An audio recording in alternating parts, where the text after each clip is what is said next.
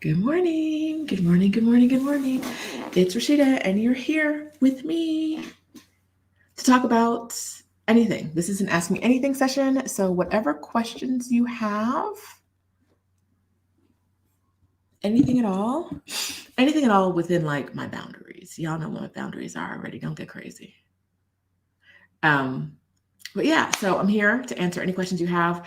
They could be about living outside of the United States, taking a career break, bopping around the globe. They could be about moving to Mexico. They could be about life as a lawyer, whatever you want to know. It's an Ask Me Anything session. So go ahead.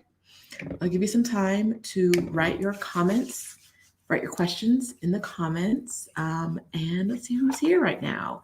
Good morning, Wendy, SLS, Parker, Francis, Cassandra, Celeste, Yolanda, Goshan, K. Renee, Kemi, Meriton, Patricia, TGR, Sibel, D. Walker, Stephanie. Hi, Stephanie. Thank you. Brown Girls, Trade 2, Invest 2, Redefining My Happiness, Martisha. My mommy's here from Kericho, Kenya. Baby, if you had asked me, I would have said she's in Nairobi because she doesn't tell me where she is. She's across the globe. Did we talk about this last week? I don't think so. But I think it was last Sunday. She was like, one of the things I'm most excited about, because I know she's going to Nairobi on this group trip. She's one of the things I'm most excited about is my time in Doha. And I was like, what time in Doha? What are you talking about? And she was like, yeah, I'm going to Doha on the way back. I'm stopping there for a few days. What? Like, my mama didn't tell me who she's going with. I don't know her dates. I didn't know where she's going. And she just acts like this is okay. Like, I told her if someone called me and said you were hurt or in trouble or in jail, knowing her in Doha, I would have been like, oh, this is a scam because my mama wasn't going to the Middle East. She wasn't going. Why would she been there? Why would she be there? It's not, y'all, before your mothers get old, you gotta get them trained up well because mine is not.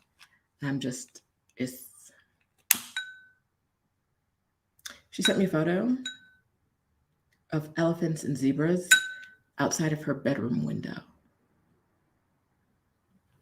Girl, what are you doing? What's happening? Anywho, that's her life.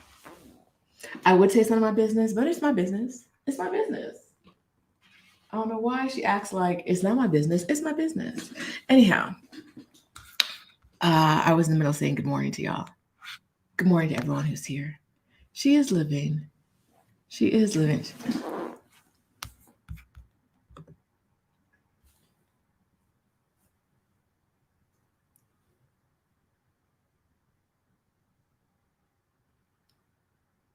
Doha. I was like, that's not even on the itinerary.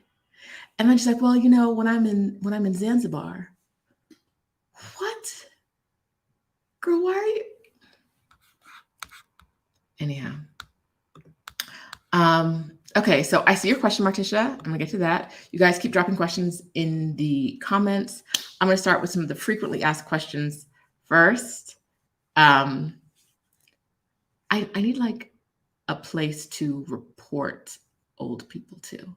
Like, what is like the governing body that I can be like, she not acting right? There's no one. There's just no one. And I need someone to get her in line because I'm not. It's not there. It's not there. I don't know. Okay. So I'm going to start with some frequently asked questions to get them out of the way. Actually, no, I'm going to go with y'all first. And then if we have some blank air, I'll do this frequently asked or we'll end it early. I don't know. I don't care. It's one of those days. I'm here, and that's all I got today. Okay. Martisha said, how did you build your confidence? I love it.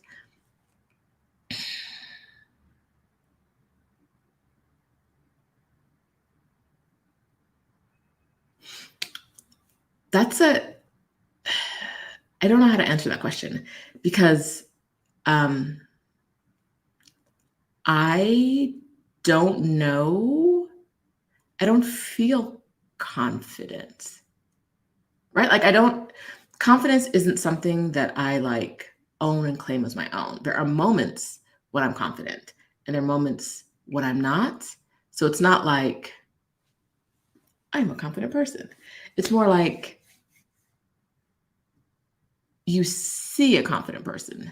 And I think that's just, I talk about things I know and I don't talk about things I don't know. Or if I don't know about it, I don't talk about it. Or I'll tell you I don't know. I don't know. I don't know this. I think that's if I could point to a place confidence comes from, it's because I'm not scared to say I don't know.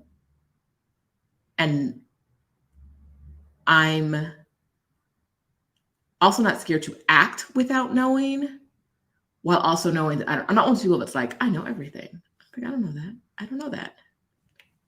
There are things I don't know. And so I'm going to do what I can with the information I have.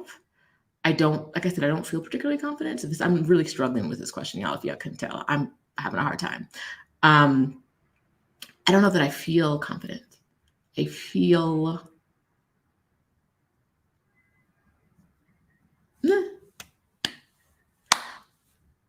I can do this because I've been doing this for years, right? If you go back to the first times I did live streams, they were not like this. They were not like this. They were a little raggedier than this is. And so I think you build confidence in the things you do by doing them over and over and over and over again. As a person, I'm not going to claim that I'm a confident person. I'm going to claim that I do some things confidently. Because no one like this, no one else can do this the way I do this. And by that, I mean like no one else is going to come on the screen as Rashida Dow and Rashida Dow the way I Rashida Dow. Nobody else.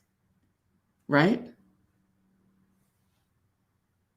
So I can be confident in this because who else is going to do this? I've got an eye twitch going on. I don't know if it was a question, Martisha. It might have been.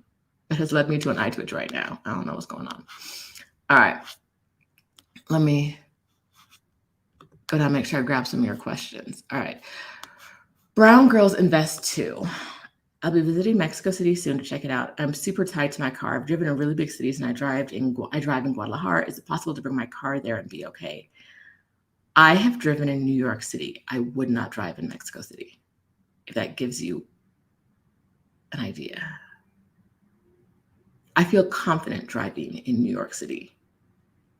I would not drive in Mexico City. Now, because I don't drive here, I may not be the right person to ask. I would ask Angela in Querétaro because she has driven here and she hated it. What I would say is if you're really tied to your car, be prepared to drive into the city and park it somewhere and leave it parked while you're here. Parking is really hard to find. All the places you want to go are going to be really hard to park there, and driving around it's a level of insanity. Like I've been to India. I've lived in Jamaica. Like none of people are always like, well, I've been to this city. And I'm like, like you don't understand what I'm saying. Like I've been in Egypt and I was like, I understand how the traffic is flowing. In Mexico City, I do not understand how the traffic flows. There are certain intersections where I'm like, I know what I have to do here to cross the street. But in a car, on these little motorbikes, I don't know what they're doing. I can't. This isn't. So I would say that it doesn't make sense to drive here because parking is so hard. If I remember Angela talking about this, one of the things she said was that she drive places and then spend forever looking for places to park and not be able to like enjoy the experience. So I wouldn't do it. But if you already drive in Guadalajara, it might not be that bad for you. Guadalajara is also a large city. There's as many times as I've talked about how hard it is to drive, or even be a passenger in a car here, I feel like y'all will not believe me until you experience it yourself. You won't believe it. It's fine. It's fine. I know women who are not from here, who are like Americans who drive here, and they're okay. They've also lived here for like 8 years. I wouldn't do it. I don't recommend it. Let me see real quick if there are any other follow-ups to that. So this is I'm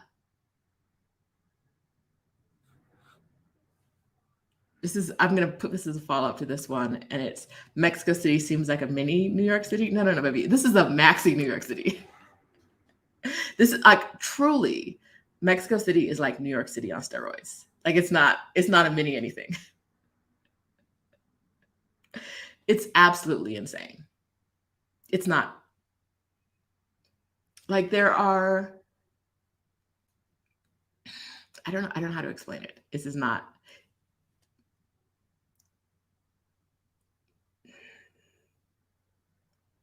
Like think New York City, but like ratchet up the chaos and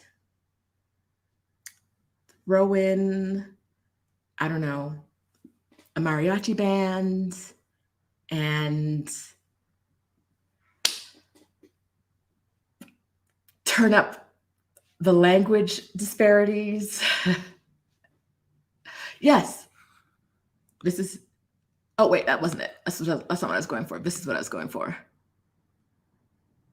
It's clean and has nice, helpful people. It's like it's cleaner than New York, but like it's not a mini. It's super maxi. It's absolutely insane. Oh yeah, high vibe. It is.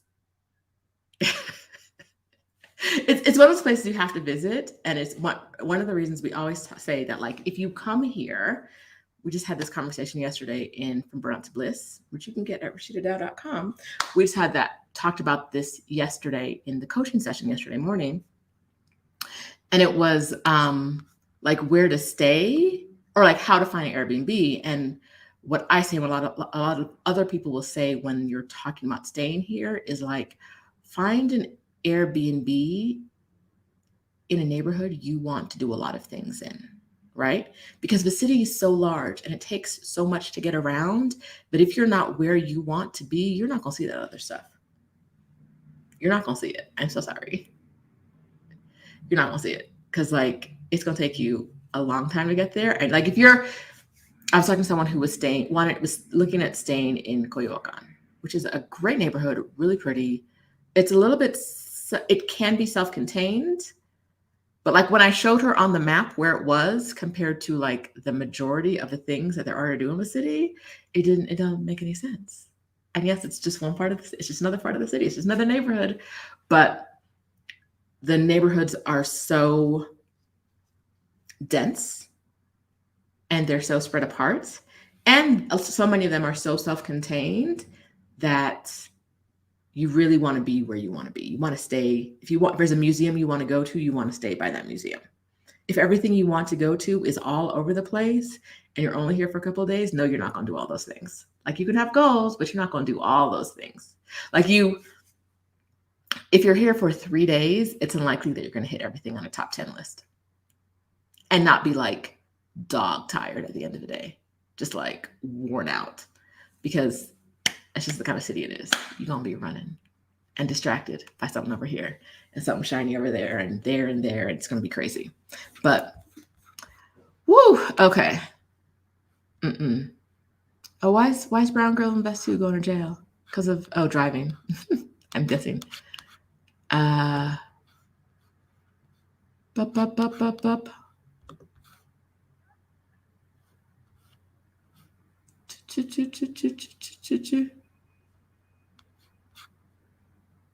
Okay, I'm starring your questions so I don't miss them. Yeah, Janae says you have to experience, like, just being a passenger can be a stressful experience in Mexico City, because your driver's not going to do what you thought they were going to do, and they're not going to do what you wanted them to do. They're going to do something else. Like, why are we in this lane? We're not allowed to be in this lane. Or like, how do we get it even into what's happening? Oh, we're making a left from a right turn lane when we have the red light? Okay, sure. So my recommendation always is, like, make sure you have some backseat business. I'm in the car, I'm on my phone. I'm looking at my phone, I'm listening to headphones in, so I can't hear who's honking, who's doing what. Is there someone screaming? That's not my business. The other day, oh my God, I can't remember what happened. Oh, no, the other day I was like, oh, I'm going to have to get out of this car and walk to where I'm going because this driver is about to hit this person. Now, I hardly ever see accidents. Hardly ever see any accidents, but your brain is going to tell you that there's going to be an accident at all times. Find yourself some backseat business. What's happening outside of the windows? That's front seat business, and you're not in the front seat. Find yourself some backseat business. Grab a phone, a book, close your eyes, headphones, meditation, whatever it is. In an Uber in Mexico City, find yourself some backseat business, and don't pay attention to what's happening outside. At least for like your first, I would say, months here. Your first months in the city, you don't. Now I can look out the window and be like, yeah, that was chaotic, but like, it's okay. It's always chaotic. But before, I was like, oh my God, what's that? Mm-mm. Mm-mm. Mm-mm. No. No. Okay, I'm trying to make sure I have.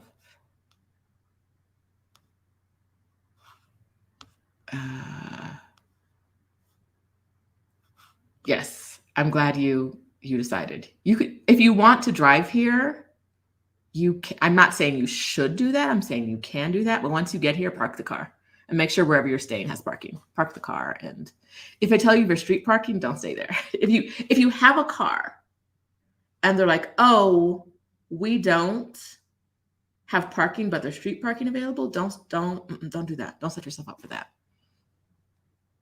They got these people on bikes around here, and they are riding around on their bikes, booting people. It's not the most efficient system I've seen. I'm also curious about this. Total segue. In the US, I know that the people who boot cars have those like scanners that scan the license plates and look, and they find places like people to boot because of the scanner is like beeps at them. You've watched enough Parking Wars, you know what I'm talking about. But here, it's someone on a bike, and I've looked at them on the bike, I see them all the time. There's no scanner. So how are they identifying people? And they're not like, when I see them riding around, they're not like typing things in. They're just riding their bikes along. How are you figuring out who to boot and who not to boot? The other day, walking down the street, someone here, I saw a moving truck with a boot on, with a truck full of stuff in the back, wrapped up beds, tables, things, and a boot on the front. And the back just open. No one on the road, no one around. I don't know where they were, if they were trying to figure it out. There were no humans around. Back of the moving truck was open, boot on the truck. I said, oh, they said anybody can get it. Anybody can get the boot. Do I have this? I had to take a photo. Because why are we, you see that boot? Ignore my cracked screen. You see that boot?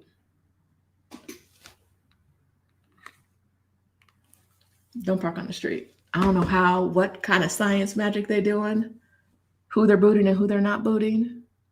But there's no scanny, no typey. I just see them riding around, and then I see them putting boots on cars. If you're coming to Mexico City and you're bringing a vehicle, make sure if you're staying in a place, you're staying in a place with parking in the building, not with street parking. All right, that was real specific, but I had to let y'all know. Let's see. Okay, Kim, I don't think this is the question, but I'm going to shout it out. I've been financially preparing for my retirement for 2 years. Tomorrow is the day. And while I should be over the moon, my stress levels are super high. It feels like my body is just used to it.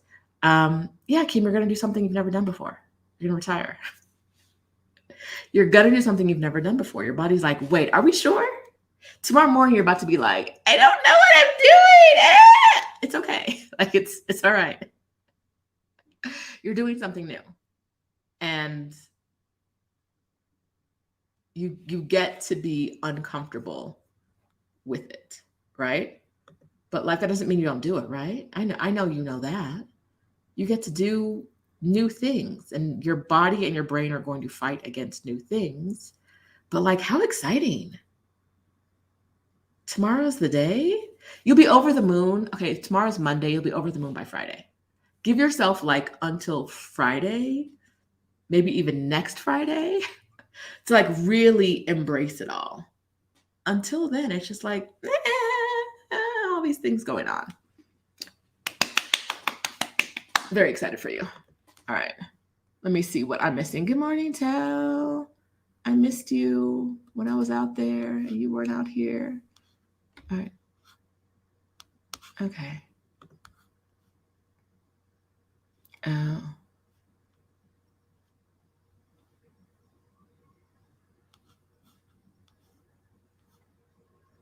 Okay. All right, let me get to the questions I've seen so far. This is still related, so we're going to go here. I don't believe you have a car in Mexico. What mode of transportation do you normally use? Train, bus, Uber? All of the above and lots of walking. If it's under 45 minutes, if it's not about to rain, like if the weather's not bad, if it's under 45 minutes and I'm going where I'm going and I don't need to be in heels or like fancy shoes, I'm walking. If the weather is not great or I'm feeling kind of about the day, maybe Uber.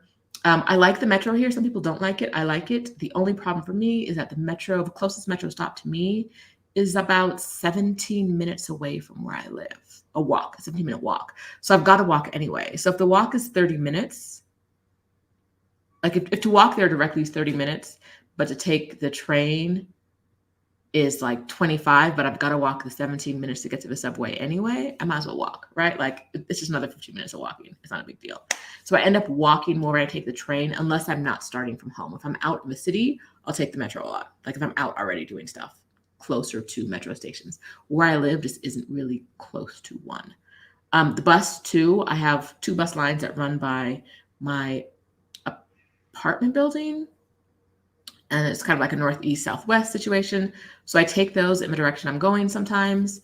But I will say the west side of the city where I live is great for a lot of things. It's not great for public transportation. There are other parts of the city that have better public transportation than this side. But I take them. I take Uber a lot. Depends on where I'm going. If I'm going out of town, I take buses a lot, fly a lot. But if it's within like a 4 to 5 hour bus radius area, I'll take a bus. The buses here, they're like long distance buses here are very nice. The seats are typically larger than the seats are larger typically than even like first class airline seats, and they recline. Sometimes they give you food, sometimes they don't. Yeah, I don't. So that's typically how I get around the city. Those long distance buses, if you get on the nice ones, are really nice. All right.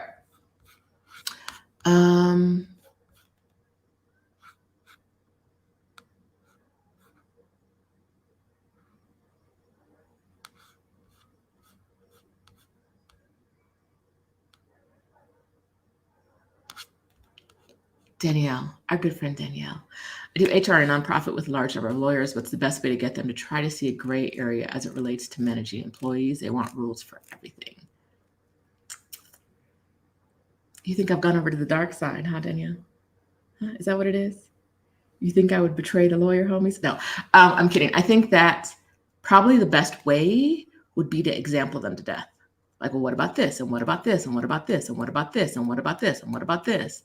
If you what about this enough, and they see that like there's no like bright line rule, either they're gonna say, come to me for every example, or they're going to be able to like formulate like some do's and don'ts in the gray area, right? But they're never going to be like, do whatever you want, or they shouldn't. Not that they shouldn't, because I don't know all situations. But it's unlikely that the people you're describing right now are going to say, okay, girl, well, now you explain it like that, do whatever you want. But you may be able to get them a little bit clearer about what your challenges are if you're like, okay, so like Tuesday this happened, and then Wednesday this happened, and Thursday this happened, and I can come to you every time. Or if we have a little bit like some, not necessarily like answers, but some guidelines in this gray area, not rules, but like a little bit of meet them halfway, like not a rule for everything, but like maybe like this is in this area where like these examples are kind of crazy. What can we do to live in the gray? So yeah, they'll live in the gray with you if they recognize how much gray there is generally. You gotta look, but sometimes they just don't know. Let them know how much gray there is. All right.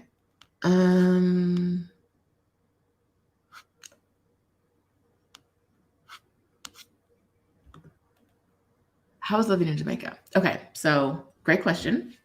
Pause for some water.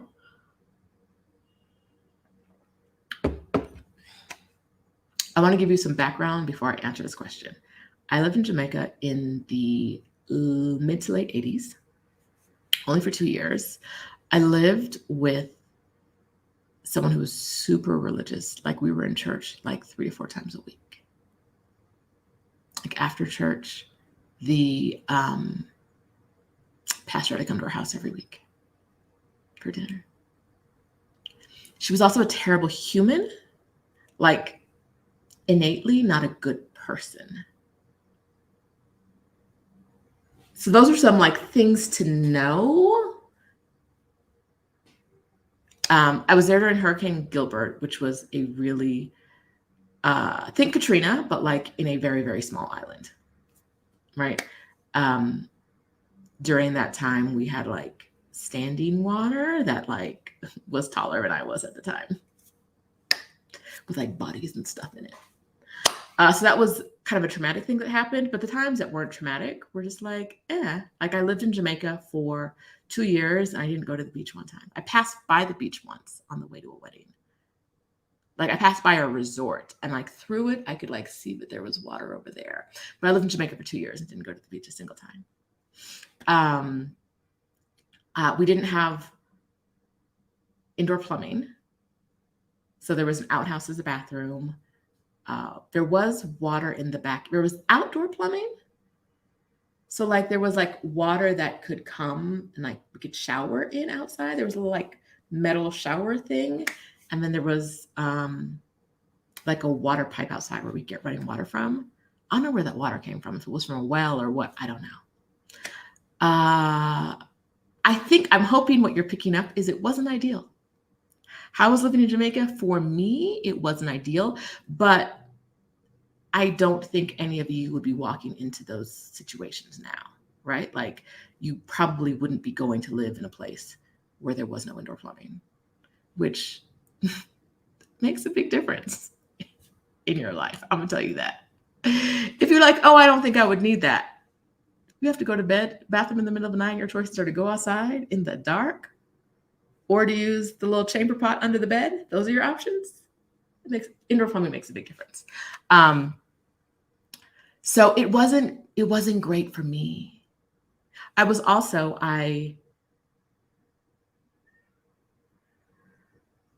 When I moved to Jamaica, I was 8 and I had an American accent and I wasn't from there. And those kids let me know I wasn't from there and I wasn't one of them. And then when I moved back to America, I had a little bit of a Jamaican accent. And those kids let me know that I wasn't from there. I wasn't one of them. I had my accent and I was different. And so, yeah, it was a lot. It was a lot in a 2-year period. It was a lot. I think now that I think about it, I think that's one of the reasons that like I'm okay being an outsider, right? Like I've been an outsider in Jamaica, I've been an outsider in America, right? Like I'm an outsider in Mexico. Okay. All right. It's fine. Yeah, so for me, living in Jamaica was challenging. But I don't say that to say that you moving to Jamaica now would have the same experience, because I know it would be very unlikely that you did. You'd probably go to the beach. Probably. You'd probably, like, we didn't do anything. Like, when I say we didn't go to the beach, let's be clear. We didn't do anything for fun. We went to church and school. And after the chickens' heads got cut off and they were dipped in hot water, I plucked their feathers off. It wasn't right. Like there was literally, my grandma wasn't the kind of person that cared about your experience. So like there was never anything fun. Anyway, I feel like we've had enough of my like childhood trauma today. Let's move on from that. We're just gonna move on from that. All right. I'm gonna scroll down and make sure I didn't miss it. Oh, y'all have been going in. I have some questions started. I'm gonna go through and see if I missed. Oh, y'all got questions. The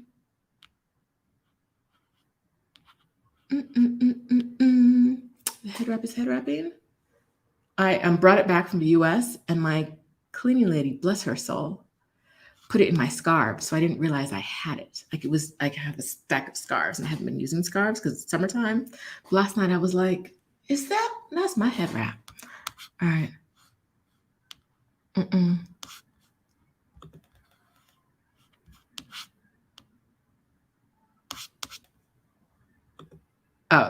I was like, the boots. I didn't say anything about boots. No, but yes, the boots that they boot with. I was thinking of like wearing boots. They have like it's like one or two people with a police officer, like one or two like city workers and like a police officer.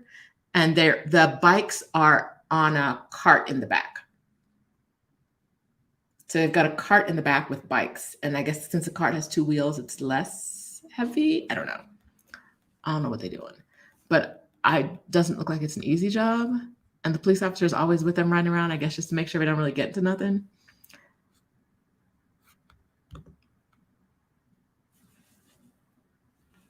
Boot boot. Like, I don't know how they do it. I don't know if everybody is like on the boot list. I don't know what happens, but they booting out here. All right. All right. I'm still going through, but y'all asking each other questions, and that's confusing me.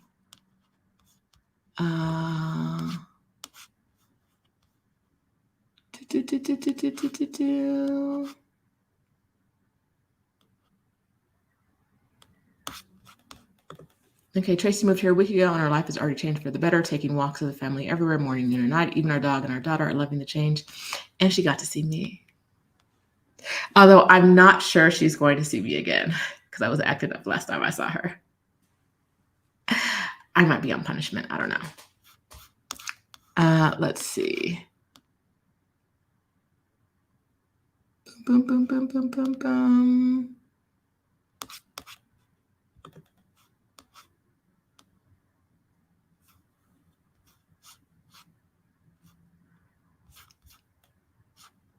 Okay,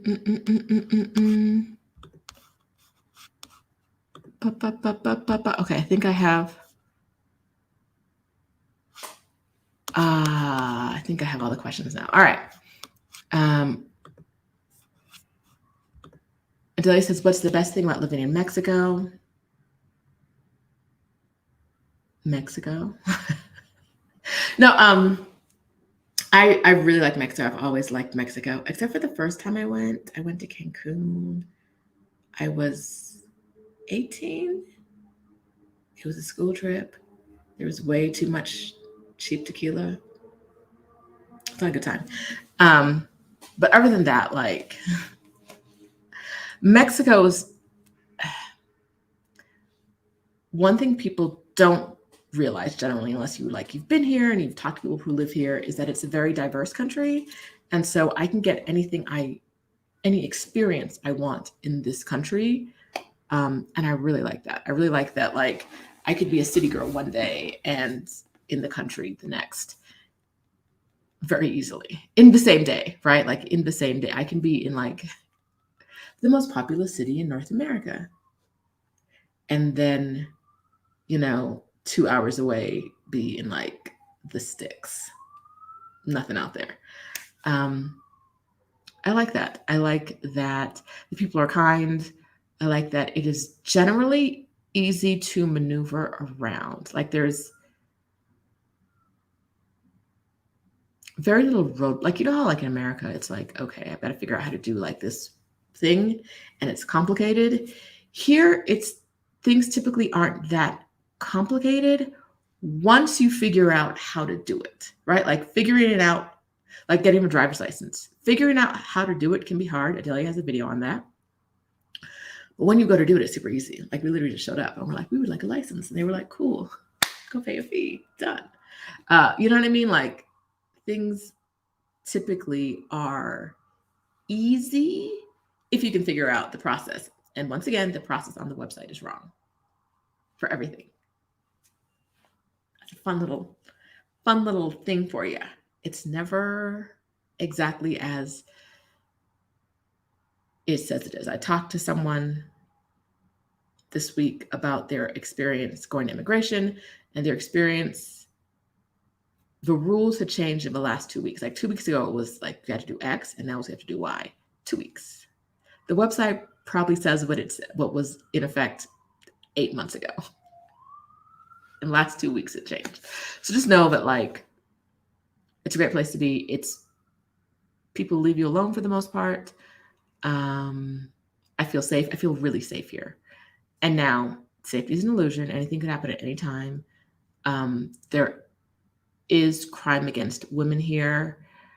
The benefit, the privilege that I have here, but I don't have in America, is that I am Black in both places, but I'm an American here.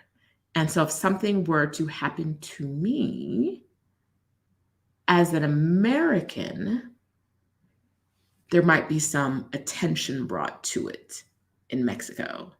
In the US, as a Black woman, it'll probably get swept under the rug. And so there's just that bit of like, from a safety perspective, there's just that bit of difference. Like I feel like I'm more likely to be viewed as like easy prey in America than I am here. All right.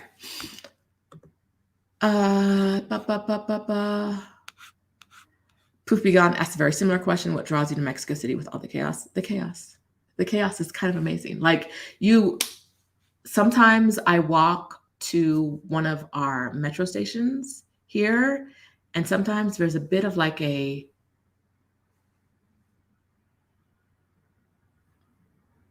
homeless encampment underneath the train station. And then another time I'll walk past and there's a concert going on with like hundreds of people standing around. What? What's that? I don't know. Like, whatever. It's the chaos. It is in this city. It is the chaos. The chaos is the draw. Like what's going to be happening on the corner when I go down there? I don't know. Let's go find out. Let's go find out. And it also feels like it's safe to find out. I realized the other day that I talked about an encampment earlier, a second ago. There's an encampment under the freeway entrance for freeway overpass by me. And I've walked past it hundreds of times and didn't realize it until about a month ago. I saw like hanging lights in there, and I saw a water tank. I saw a water tank up top underneath the freeway overpass. So I don't know how they're getting water into the tank, but I realized there are homes. People are living back there. I've never seen anyone come in or out. So many things where I'm like, if you don't pay really close attention, you'll miss it. Like you don't notice what's going on. I've walked past that place hundreds of times. I've never seen anyone go in or out, but people are living back there. That's walled in, so you can't see it. You can only see like over the top. There's a little bit of like fence. What's happening? Not my business, so I don't go pry. But it is, it's the chaos. It's the chaos. All right.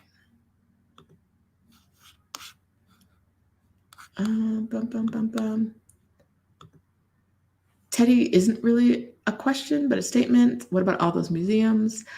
Mexico City has the most visited museum in Mexico, which is the Museum of Anthropology, which is one museum that I recommend everybody go to if they come here. It's not, the last time I recommended someone go there, they're like, I'm not an anthropology person. And I was like, just go for an hour, right? Like just walk in for an hour. Even if you're not an anthropology person, because I'm not an anthropology person, but I could go there like once a month, every month, because there's always something. It's like, it's an amazing museum, most visited in the country, gorgeous. It really helps tell the history of Mexico, right? It really helps give you some context to it. Love it. But then there's also like a museum of stamps, right? Like there's a museum for everything in the city. There's a museum of objects.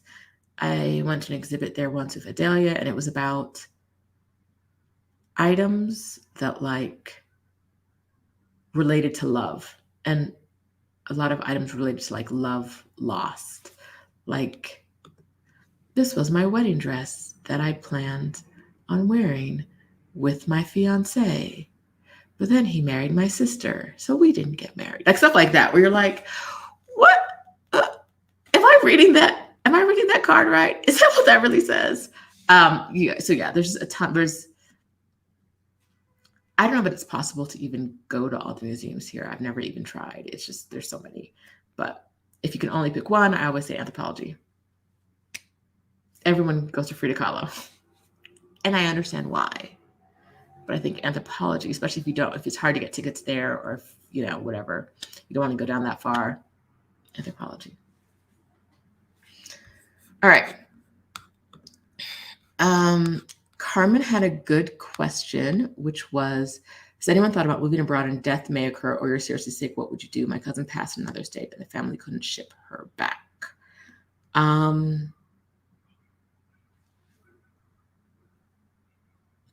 This is going to be a hard question to answer because it all depends on what you need as the person who may get sick, right? Or something bad may happen to, or as a family member. Like, I think both my mom and I have the understanding that if something were to happen to us abroad, Barry is there, right? If I die in Mexico, bury me in Mexico. But that's me, right? Like, and that's not going to be everyone. Bury me in Mexico. Don't be flying my body across the world. For why? For me? For why? Like, you don't need to do that. Everybody's going to be different. Whenever I have a conversation about travel insurance, I always tell people to get the travel insurance that will fly your body back, that will pay to fly your body back, because it's not cheap. It's not cheap. That's not the cost of cargo, right? Like that is an expense. So I do recommend that to people, that if you're going to be, especially if you're bopping around, get the insurance that will pay for your body to fly back. Repatriation, maybe? Pay for that. And get a policy that has that. But yeah, I might get sick here. I might get seriously sick. I might get seriously sick in the US. Either way, I live alone, right? Like either way, in both places, I have friends. In both places, I live alone. In the US, for the majority of my time there, for a lot of my time there, I wasn't in the same state as my mom. So like either way, like someone was gonna have to fly somewhere. So yes, it's an important question, but I will say here, if I were to get seriously sick here, it would be easier and less expensive for me to have like hospital care or home health care here than it would be in the States. So instead of if I got seriously ill in the States, I don't know that I could afford a home health care person all the time, right? So what we see happen a lot is someone in the family has to become a care provider, right? Here, because of the difference in the cost of labor, I could afford to pay somebody to be my home healthcare person, and it wouldn't turn someone in my family's life upside down. I would be providing employment to someone. So there's a plus there. In the darkness, there's a bonus, there's a plus because I'm now employing someone, right? And it's not turning anyone in my family's life upside down. And so honestly, this is going to depend on you and your family and how you feel. And like, this is a very, very personal thing to talk about. I don't have all the answers, but for me, myself, I would almost, if I'm going to be seriously ill, prefer to be seriously ill here compared to in the US. I'd rather be seriously ill nowhere. Thank you very much. But if I had to choose, I would choose here over the US. Because like we see it all the time. Like women particularly have to leave the labor force because they have to take care of someone in their family who's sick. And it's hard for them to get back in. Right? Like all of those things. I'd rather get seriously ill abroad. Right? And not see someone else's life change courses because they have to take care of me. Right? All right. But yeah, get the travel insurance that flies you home if you're sick and your body home if you pass away. Seriously, I mean it. Get that. All right. What car services do you recommend to pick you up from the airport? Any better than others, or is Uber sufficient? Uber sufficient. Every once in a while, they trip about having Uber at the airport. But Ubers or taxis, they're all fine. You can do a car service, but I don't recommend a car. There's no unless you're coming in with like 20 suitcases, maybe even like 5 suitcases, you don't need a car service. Just get an Uber, get a taxi. You'll be fine. My dad is not Jamaican. My dad is from Antigua. I've never talked about this. My dad's mom was Jamaican. Is Antiguan. And my dad's dad is Scottish. Actually, my dad's mom is Antiguan and Portuguese. So like deep in the background, there's like Scottish and Portuguese people in the West Indies. I don't trust some people. What was you doing there? So yeah. So, but I don't know. I never knew them. My dad was older when he had kids, so I never knew my grandparents on that side. My cousins say that my grandmother was a lovely person on my dad's side, but the family stories say different. The family stories say she was also, both my grandmothers were terrible humans. In all the ways that like West Indian women can be terrible humans, they were all of that plus more. Fun times. Would you consider living in any Caribbean countries other than Jamaica? Yes, but I haven't. Right? I've never been to one and been like, I would like to live here.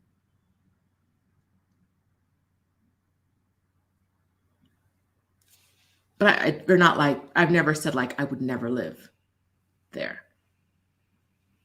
All right, let's see. Let's give you some of these. Boop, boop, boop, boop, boop, boop, boop, boop, boop. Let me go back. I'm missing some comments. I'm gonna go back and see what I missed. All right.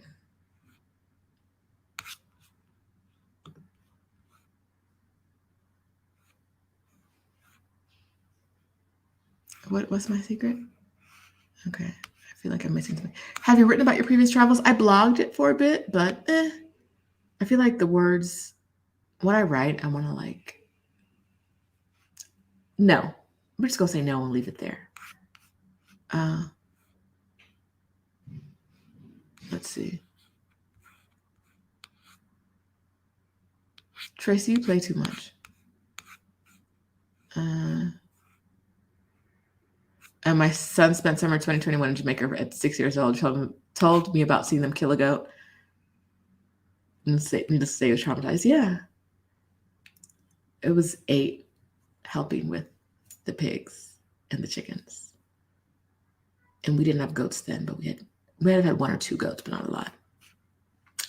All for market. Sometimes.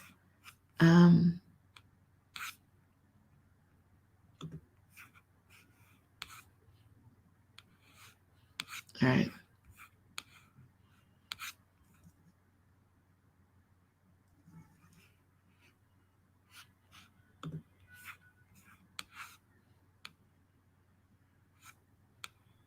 I'm just making sure I have all your questions. Simi said she visited a long time ago, so chaotic. I ended up singing on stage with a rock band. Yes. Yes.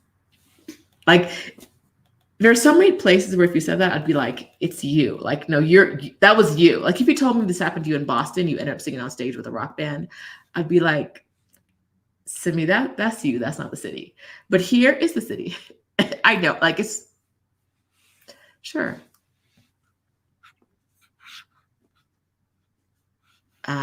Let's see. Let's see. Thank you, Adrian.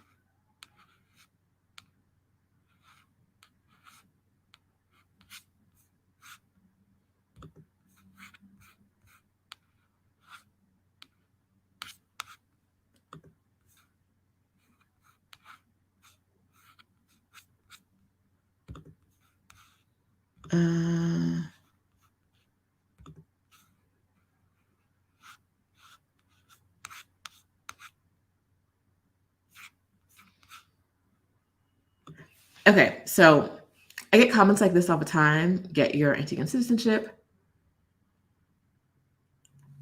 I am not one to jump through a hoop unless I know there's a significant benefit for me on the other end of it. And I've just never felt that about getting Jamaican or Antiguan citizenship. Like, I know that it allows you to carry calm and, all the stuff and boop, boop. But like, I've just never I need the payoff. If I'm going to jump through a bureaucratic hoop, I need the payoff. And we all value things in different ways. The payoff of citizenship is just never really done it for me. The only one I would ever consider was getting because I was born in England, getting like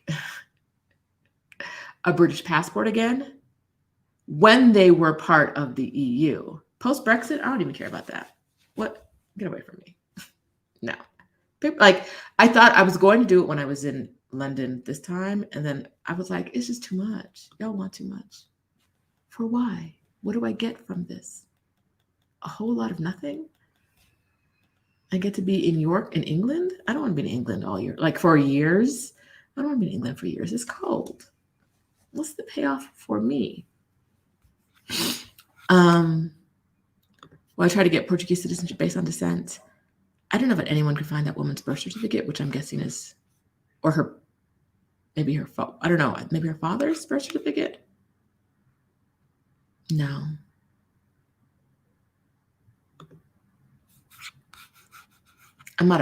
Don't give me the hoops. I don't want the hoops to jump through. Mm-mm.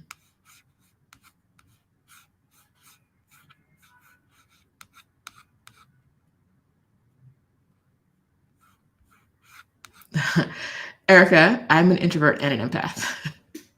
Truly, like I don't think y'all get it. I am an introvert. I'm gonna give you like a good, especially in public, a good 30 minutes of an extrovert. And then I'm in the kitchen. Leave me alone. I'm an introvert. Okay. I think I've gotten through this. Let me go back to our question list. Boop, boop, boop. Was setting up utilities and phone service hard? The only utility in my name is my internet and my internet and my cable. No, my internet. I'm sorry, I'm not saying cable. It's my internet. Is it and my Netflix? That's why I'm like it's a TV thing. When I ordered internet, Netflix was like an add-on for. No, it came with Netflix. It came with Netflix. Those things I had to call and set up, but the call to set up, calling was hard to set up because I could not get anyone to understand me. And they're like, we'll call you back. And they never call me back. And so we did that for about a day because I couldn't get it to work online. And then after the last time when they were like, well, no, someone will call you back in English. This was with Telmex is my service provider. I figured I had to get it to work online. The man was here, I think, a day later. Thank you. He installed it. He didn't speak in English. I didn't speak any Spanish or enough. I just pointed to where I wanted it. And he was like, boom, boom, bam. Goodbye. Okay, sure. So, and then all the other utilities were already set up. Utilities in Mexico don't even need to be in your name. Like no one, even like if you need, sometimes you need a utility bill as proof of address, but that utility bill does not need to have your name on it. It could have anyone's name on it because I think most people here have landlords and most utility bills are in the landlord's name. So the only bill in my name is my my internet. As for my phone service, I think I have an actual landline number because there's a number on my phone bill that's not my phone number, not my cell phone number. I've never seen it before. I think I might have a landline. I just don't know about it. Who calling me on a landline in Mexico? Nobody is fine. It's all included in the same price. Cool, whatever. But my cell phone service, I just went into a store and I asked for a SIM card. And I asked for money for like minutes on the SIM card. And that was it. No name, no nothing. In some places, to get a SIM card, you need to have your passport. Mexico's not one of those places. You can walk in off the street and be like, can I get a SIM card? And you're done. That's it. So that was all it took to set up my cell phone service. Can I get a SIM card? That's it. So no, it wasn't hard. If you don't speak any Spanish, probably a little harder. See what you can do online. Make sure that your computer is set up to translate sites from Spanish to English, which if you have a computer that you set up in the US, I think most web browsers do that now anyway. It does come in handy. All right.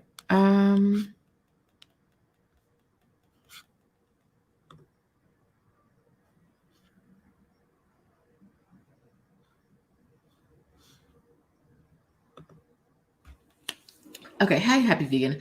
I have an interview scheduled at the Mexican Embassy, I guess in South Africa, for a tourist visa, 6 months. Do you think it's wise to ask/talk to them about a temporary visa resident 1 year, which is ideal? I can't give you a solid answer on this one because I don't know. I'm coming to this question from a place of privilege because I don't need a tourist visa in advance to go to Mexico, right? I just show up and they give me the little stamp right now, and that's it. Because I have an American passport. If you have a South African passport and you have to have a visa in advance. I don't know if asking them about staying longer on a different visa is going to hurt your chance of getting the tourist visa, right? That's the part I can't answer.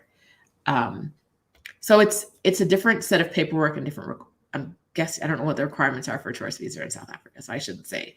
But if you meet the requirements for a temporary visa, I would bring the paperwork along for that and all the proof. But I don't know that I'd even raise that question if I didn't already meet the requirements, because they might be like, well, she's going to try to go and stay longer, so we're not going to give her the visa, right? I don't know. Okay. How fluent are you in Spanish, and what is your Spanish language history? I'm fluent in the things I do regularly. Okay, so I have a theory.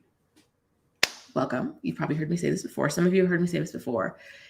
If you can do something in one language, you can do it in a lot of other languages, right? I took a yoga class the other day. The instructor spoke not a single word of English. And I kept up, not even like looking at her. Like, even like I'm in downward dog. I know what she wants me to do next. I got this. But I have been a yoga teacher in a past life. So like, I know yoga. I've been practicing for over 20 years. About 25 years I've been practicing yoga. So like, if the sequencing of your class makes sense, logically, I can pick up enough that I can do this in any language, right? Once I figure out what the word for like feet is and hands are, right? I can probably pick, if I can get it down and up, I know what, like I got this. I can grocery shop in any language, because truly, what are we doing? I'm picking things up and I'm giving you money for them.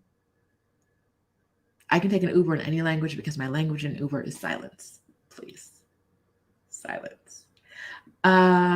So am I fluent in Spanish? No. If you catch me on the street and you just start talking to me and I have no context about what this conversation is about, I'm about to be lost. Like, I might know enough words to kind of be like, okay, I think I know. But sometimes I'm just nodding. I'm talking, There's a lot of that. Whatever. I can get by my day to day. I can order food. I can eat. I can go to Pilates and yoga. I can get around. I can tell Uber drivers when they're going the wrong way, which doesn't happen often. But I can be like, oh no, that's not right. I can meet my basic needs in Spanish. Am I going to understand everything? No. Am I going to understand some things one day and not the other? Yes. You don't have to be fluent in Spanish to live in Mexico, but learning Spanish helps, right? Like, I don't think fluency is necessary to live anywhere, but learning a little bit more one day than the next helps. Because English is such a crazy language, sometimes I expect Spanish. I get upset with Spanish for not being crazy in the same ways. Like, why do these words mean the same thing, but the words don't? Like that kind of thing, where I'm like, why are you not insane like English? I can, like, 'cause my brain like processes English well. And Spanish, I'm like, what is that? How do I? But the thing about living here, specifically Mexico City, and I think most places in Mexico, is people are very patient with you if you're not fluent. People tend to be very like, I'm going to sit and watch this fool say these words that make no sense. And then they'll be like, okay, she said, I asked the man at the front gate once how long water had been falling from the sky. And he was like, rain? And I was like, yes, that's a gift. I couldn't remember the word for rain, but I remembered sky and water. So like, yes, the sky water. How long's the sky been watering? It was like, because like, you know what I mean? And instead of being like difficult or impatient, people tend to be really patient with you. I think it's a much easier country to not know the language than it is to not know English in America. Like, you're going to get people who are like, okay, let's see what silly thing she says today. Okay. And it's fine. That's fine. I talk to people all the time who don't speak any English. And it's okay. You'll figure it out. My Spanish language history, I took it in school a bit, and then I travel a bit. That's it. All right. Let me see if I miss anything. No, my utilities, for some people, your utilities are included in your rent. My utilities are not included in my rent. They just come in my landlord's name, and I pay them. Ta-da. That's it. And if I don't pay them, my utilities go off, not hers, right? At home. So there's no benefit to like not paying them. So there's never been an issue. Like my lease says I need to pay the utilities and show my landlord proof of payment, but she's never asked for that, because proof of payment is like, my lights are on. My lights are on, so you know I paid my bill, because otherwise my lights would not be on. They don't play that. But yeah, so Abba receives her bill and hands them to the landlord with her money. I pay them myself. All right. Let's see.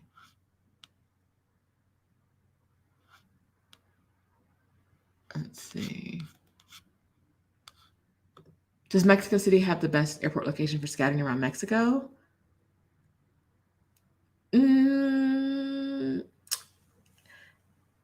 Mexico, Mexico City has the best airport location for scouting around Central and South America.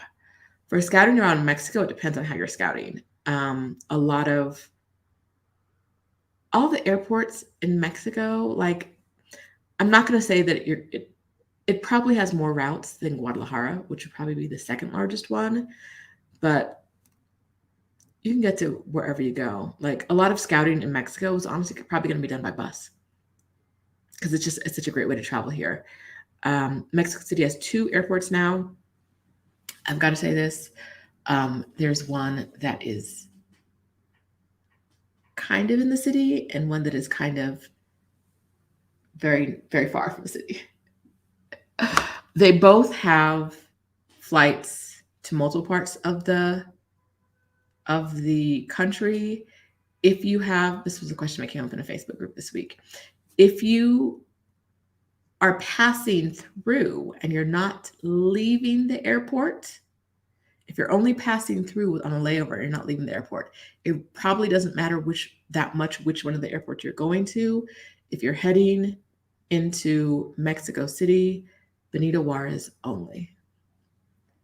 The airport code is MEX, Benito Juarez Airport.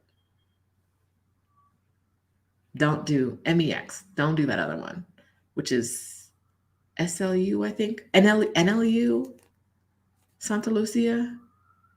Whatever it is, don't do that other one if you're coming into the city. Don't do that. All right.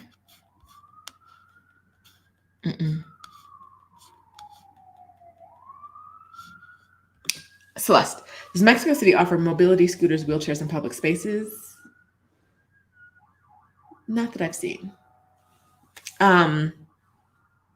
Unfortunately, no. Fortunately, the culture in Mexico is one where there's a lot of intergenerational living. People tend to live together in their family units forever.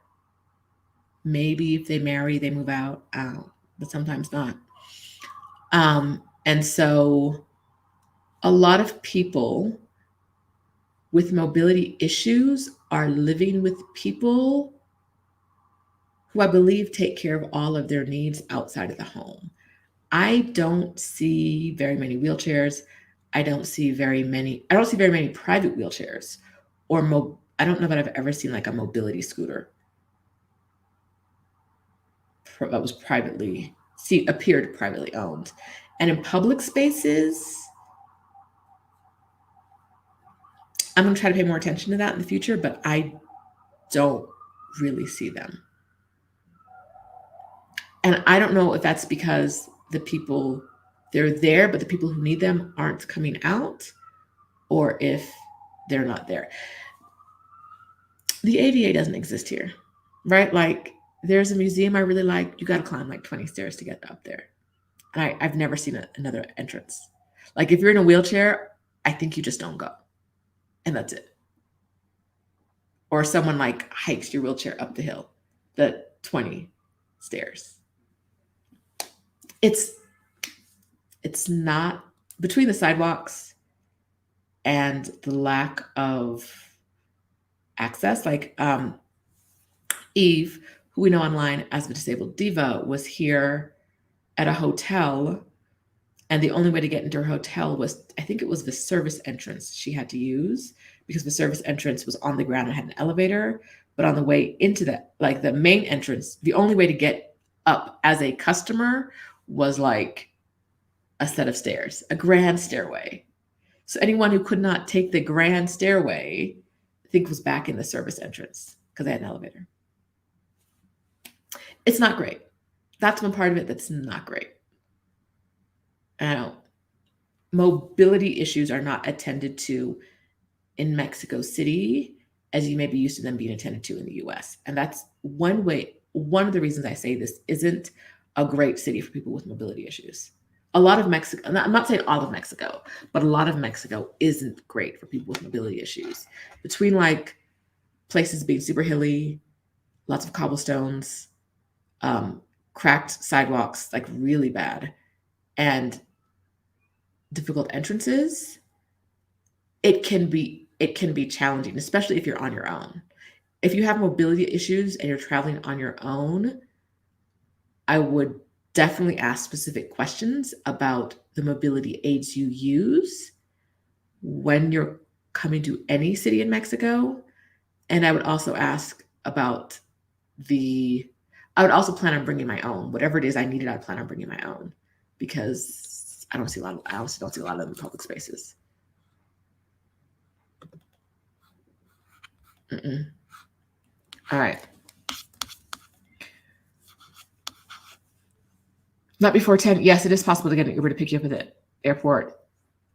For like a couple weeks earlier this year or late last year, it wasn't, and then it was again, and then just was and wasn't.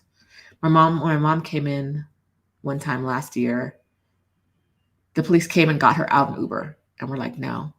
I think she was in the Uber, and they were like, absolutely not, get out. And she had to go get in a taxi. And then some days it's fine. Okay.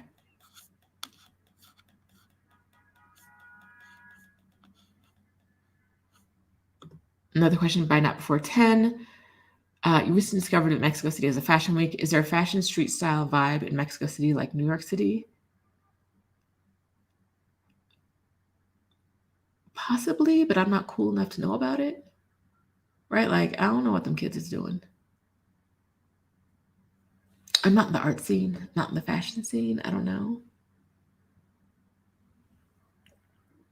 I'm never anywhere where I'm like, oh, look at how cool everyone is dressed. But that may be more about me than it is about the city, right? I may just not be in the right places. But yeah,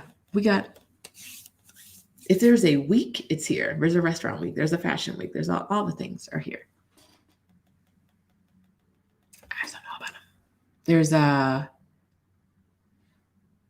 There's an art week. What do they call it?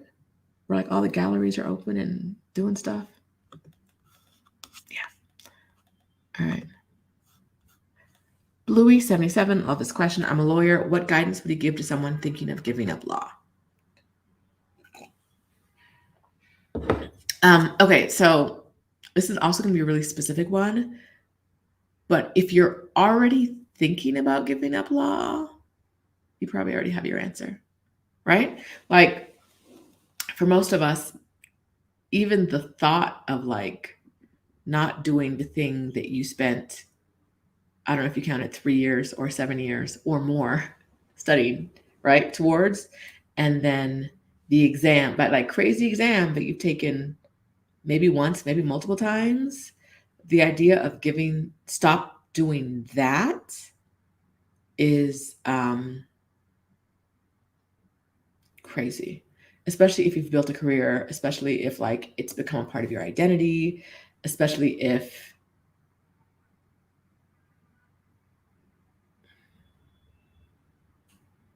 you cherish any of the clout that it gives you, right? It's really hard. It can be really hard to give that up. So if you're even considering it, you probably have your answer already. Like it might not be for you. But what guidance I would give you is that it doesn't have to be a lifetime thing, right? Like I have stopped practicing law. I still have my licenses. Did I do what I need to do? I think I did. I'm still licensed in 2 states. I can still flip a switch and turn them back on and start practicing any day, right? So maybe don't think about it as giving up law. Think about it as like taking a break. I'm taking a break, right? My license aren't revoked. I can go back and practice anytime I want. Take a break from the law. Turn that license inactive. Take a break. And then when you're ready, if you're ready, come back. If not, don't. That'd be my answer. All right.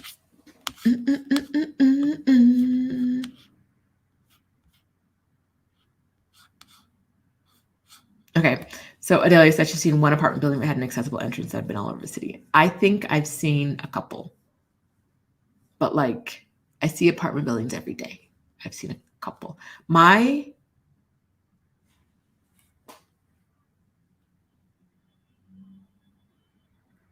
building is newer and it's accessible. I went to a new one, a couple days ago, and I think it was accessible. I think if you're looking to stay somewhere, a buildings built in the last 5 years are probably going to be accessible. Maybe 7, maybe 10. Older than that? Mm-mm. Mm-mm. Hey, Jay. Yeah, so sorry that you're scratching off your list. Just to be perfectly honest, like I say this, I have this conversation for anyone who's concerned about mobility issues, and these are just not, there are a lot of countries where it's not thought about in the way. And I think I have this theory, willing to be wrong about it. I have this theory that people with mobility issues in Mexico City are in the house. Like they have family that take care of them and go do things for them, which is why I don't see them around. I've seen probably like in the 3 years I've lived here, maybe seen 3 wheelchairs in use in the streets. Maybe. I've seen blind people more than I've seen people in wheelchairs.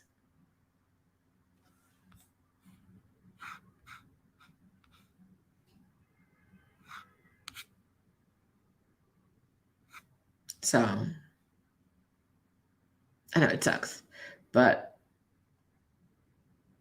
America doesn't do a lot of good things, a lot of things well, but the ADA, when it's done properly, like it does a thing. Abba has a good point. A mobility entrance hack. If you enter from the garage, you may be able to get to the elevator. Yes. Yes. Okay. Another good point from Adelia. Many buildings have elevators, but the only way to get in the building is stairs or through the garage if there is one. And a lot of these buildings do not have elevators. If you're looking at an apartment in Mexico City and they're like, it's the 5th floor, ask if they have an elevator or if you're going to be on a walk up. If you use mobility aids or if you have any mobility issues, ask if it's a straight walk in from the street or if you have to walk upstairs. A lot of places you have to walk upstairs.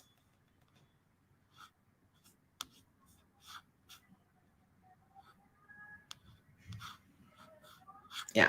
So That is not a place where the city gets gold stars. I don't know what the people with mobility issues who are from here and live here, I don't know what they're doing. I do not see them. I think they're at home and people go out and do things for them. Nothing else there's no other way. It's like either that or they don't exist. I just don't believe they don't exist. I don't see them. All right. How is dating for those of us that prefer dating Black? Question, Mr. Style Jam.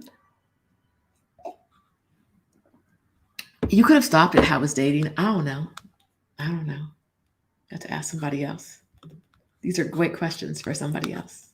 I don't have any answers. I was talking to someone the other day who's married and been married for a long time. And she was like, you just have to go out more. And then I asked her, because she goes out, she's an extrovert, she's out a lot.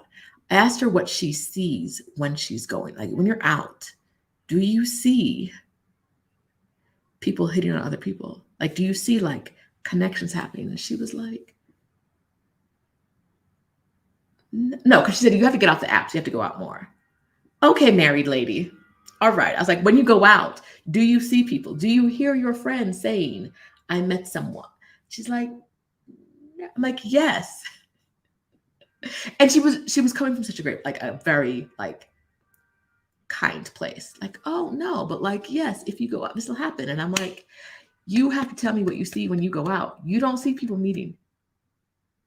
You don't see people crossing the group, leaving the group they're in to go talk to somebody else. So is it that I'm not outside, or is it outside as an outside like we're used to outsiding, right? The experience for those of you who are in your 40s and 50s, maybe even late 30s, the experience that you had, especially if you're Black, when you went into a bar in America as a Black person, either gender, looking for anything, right? Whatever your preference is. That is not the experience you get in Mexico City going into a bar, unless you're going into a bar that is full of foreigners. It's not. It's not. It's just, and so the apps, which I might be an old lady, but the apps kill me slow. Like, oh my God. So I don't know. I don't know what the dating scene is like. Dating Black, yellow, green, blue, purple, pink. I don't know, because I'm not doing it. Not dating at all. All right. Okay. Abba said crickets. And Tracy said she brought sand to the beach. But not enough for all of us, huh, Tracy? Huh? All right. She's going to kill me eventually. This is my goal for the year, to go to more high-end events and meet people. The apps suck. Yes, I do. Yes, I do. Okay. I actually like this question, Kimberly. Way off topic, but how do you structure your days for self-care productivity? Do you use a planner app or an app, or just go with your feelings? I am very much a vibes person. Some days, like I have a planner. I usually plan, like on Sunday evenings, I'll plan out my week. But the challenge is that I give myself permission to do whatever I feel like, regardless of what the planner says. So if I wake up on Monday morning and I'm like, but what if I went to work out at 9 and then came back and showered at 8 and was back in bed at 11? Like, what if that was what happened instead of these 20 things on my to-do list? So I'm very much a feelings person. But like, I'm generally not required to have a high level of output or productivity, right? So that's okay. It's okay for me. If I needed to be more structured, I would probably procrastinate a lot of things and then not do a lot of the things I wanted to do, right? So I use a digital calendar. I put those things from a digital calendar in my planner, and then I do the things I want to do. Some of them super productive, great, good vibes, love it. And then sometimes I'm like, nah, I won't be doing that. I will say that some of you guys know that on my other channel, I Rashida Doe. I do a whatchamacallit. See if I can find the link for the next one. I do a work with me session every Tuesday and Thursday morning. And that is the next one's already scheduled. So I'm going to try to drop a link to that now on the phone. That is how I make sure that at least I'm doing at least 4 hours of work a week. Because during those sessions, it's 2 to 4 hours. But during those sessions, I'm really like getting work done. And in the getting work done days, it's not going to show me, is it? It hates me. It hates me. Give me a second. Boop, boop, boop, boop, boop, boop. During those days, it makes it easier just to do things because I'm like, I'm going to do. And I'm also on camera, so I can't be on camera just like effing around like I normally do when I'm trying to work. I got to be on camera like, okay, you guys can see me working. I should work. It's not giving me the link to the next one. It doesn't love me. But on my other channel, I have. Why doesn't the computer love me? The phone. I probably need to do it on the computer, but it's not going.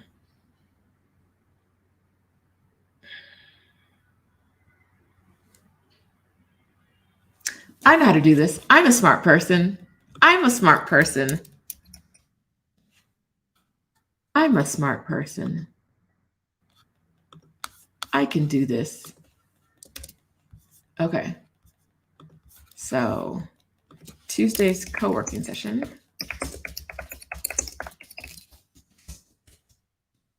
Link there. So set a reminder, join us on Tuesday mornings and we get work done for a couple hours, Tuesdays and Thursday mornings, and then I go about my day. I usually go work out after it and then nap, or at least like give myself some downtime and then figure out what to do for the rest of the day. Except now Stephanie has meetings with me every Tuesday.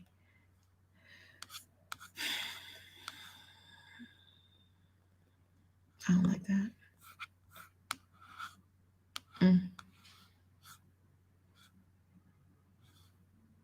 Okay, JG says outside isn't the same before COVID. It's definitely not the same as it was in my early 30s or 40s. Nowhere near the same. Yeah, early 30s or 40s. No, outside is not the same. Like, where is the fresh batch of divorcees, but not so fresh that they haven't been to therapy? Are they snatched up? Because I need you post therapy, but I feel like they may be getting snatched up pre-therapy by some women who are willing to do more work than I am. Where are the divorcees? It's time. Tick, tick. Not that y'all that are married and happy, I'm not saying that I want your marriage not to work. I'm saying for the ones that are in unhappy marriages, TikTok, you're on the clock. Bring your ass to the front line. What are you doing? With a therapist. Show up with a therapist, please. Tickety tick-tock. Come on. They're nowhere to be found. I think women are getting them before therapy.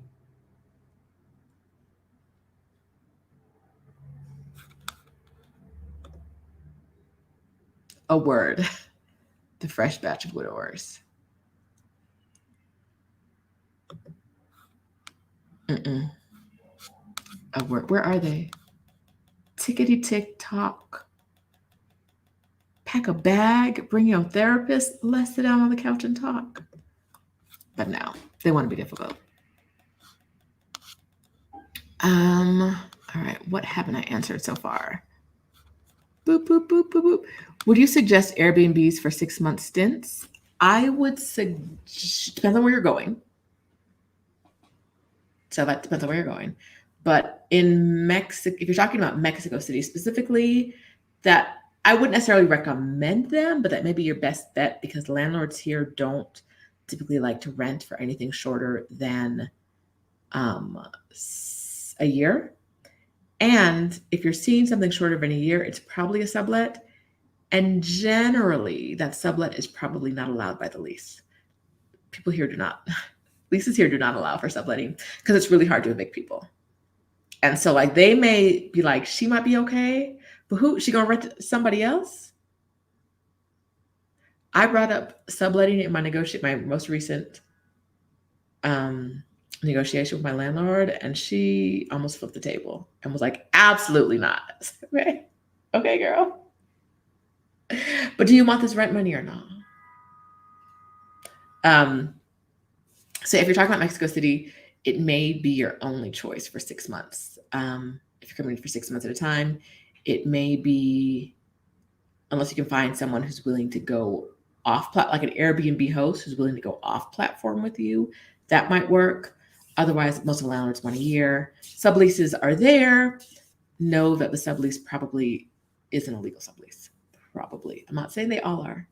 I'm saying that a lot are. And a lot of the Airbnbs you're going to see on the platform right now are illegal subleases. Illegal. Like, but Airbnb itself is an illegal sublease. Lots of them are. But that is not my business. My business is here with y'all. All right. In other places, I don't know. I don't think I've ever been in an Airbnb longer than 3 months.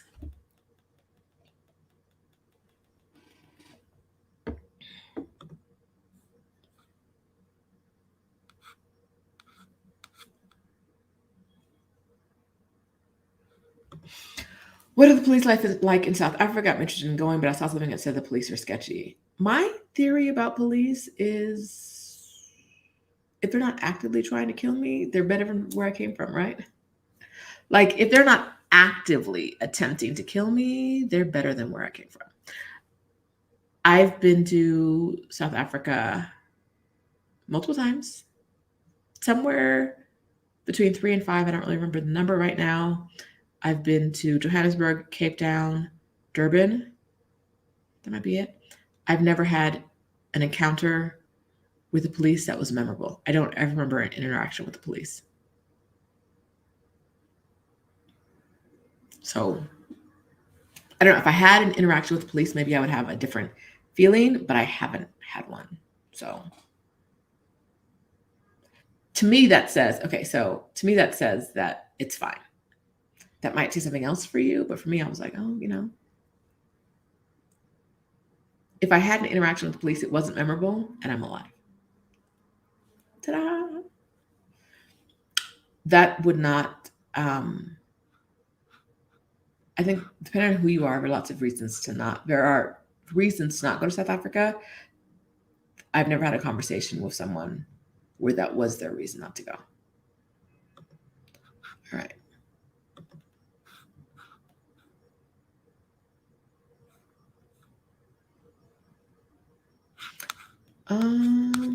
Go back real quick.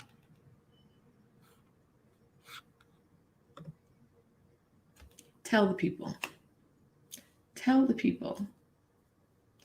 Tell the people. I was having this conversation with my mom once, and we were talking about how like I won't date a man who's freshly divorced unless been through therapy. And she was like, well, I was dating when I was freshly divorced. And I was like, yes. Here, the difference to me though is women are required. In our society, women are required to process their feelings, right? Because ain't nobody else gonna process them for them, for the most part, right? Women are required to process our feelings and emotions because no one else is gonna do it for us. Men are allowed to have whatever feelings they have, without processing them, without dealing with them forever, and just like slap that trauma onto other people. They're out to spread their trauma around. But it's okay because his first wife hurt him, so you can't expect anything better from him, right? Like, no. Post therapy. If you're divorced, post therapy. Women are required to process our emotions. We don't get through life without having to process our emotions. Men, the excuses people make for them not processing them, oh, well, you know how men are. Therapy.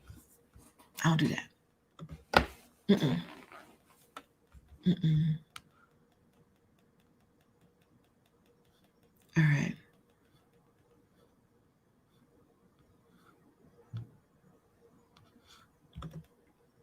Aurora said on the side gig she sees fresh divorcees. Yes. Please. A little therapy. Oh, yes. This one too. They're getting therapy and using that as bait. They are not healing or healed. Yes.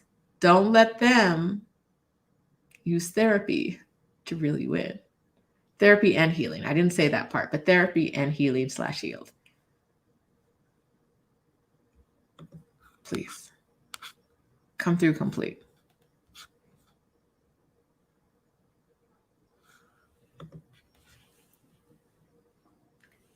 It's like we're all dating the same guy. The XY folks outsource their emotional management to everyone else, especially new partners. Yes. Yes. Yes. I don't care what happened to you before. Like, what are we? If you can't come whole, why are you here? Mm-mm. Mm-mm. I don't like it. All right, back to so answering questions. Drop them in the comments if you have them. Got a couple more to get through, but yeah, let me know what's on your mind. Okay, not like the pepper. After your sabbatical and before you met Stephanie, what was your plan for income? Unsure of a timeline, but once you moved to CDMX, what was the plan?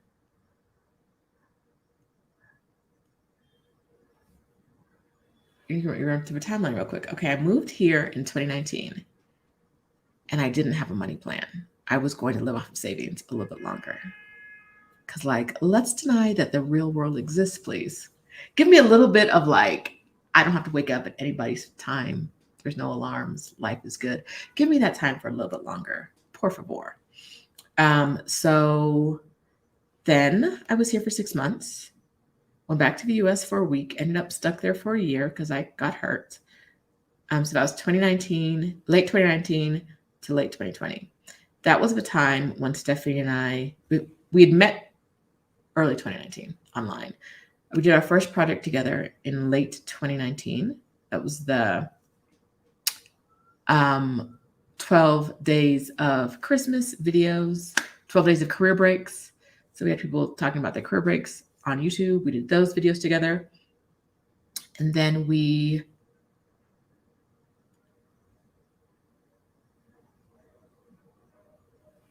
did Exodus Summit the next summer. I was still in the US. And then I came down that winter, back down to Mexico. Before Stephanie and I, when I was in the US, but before Stephanie and I started doing that, nope. When I was in Mexico, I had moved there thinking I was going to live on savings, but people started asking me for advice about taking career breaks. So I started a business giving advice, just solely doing like one-on-ones was all I was doing. And that wasn't necessarily a money plan, but I'm very much the kind of person where, like, if you want me to turn on if you want me to stop watching what I'm watching on Netflix and get on the computer and talk to you, I'd like it if you paid me. And so it wasn't really like this is what I'm going to do for money. It's much as like, I'm doing this and I'm going to get paid if I'm doing this thing. So I started that when I was in Mexico, continued doing it in the US. And then Stephanie and I did Exodus Summit. which has been life-changing, which we haven't talked about today. I don't know how we've missed it. Do you have your tickets for Exodus Summit? Do you? They're in the description. Do you have your tickets for Exodus Summit? If not, what are you doing? What are you doing? What's going on? How have we not talked about it? You guys haven't asked a single question about Exodus Summit either, which is crazy. It's absolutely crazy that you have not asked one question about Exodus Summit, because it's like the best thing to ever happen.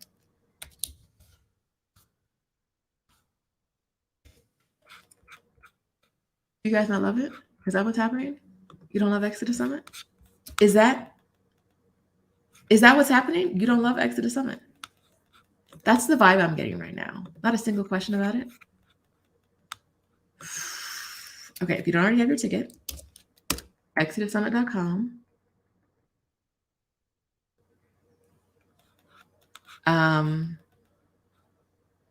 Get your ticket. Stephanie stated that I would tell you the rest of the lineup. Stephanie ain't do that. If she did, she lied to y'all.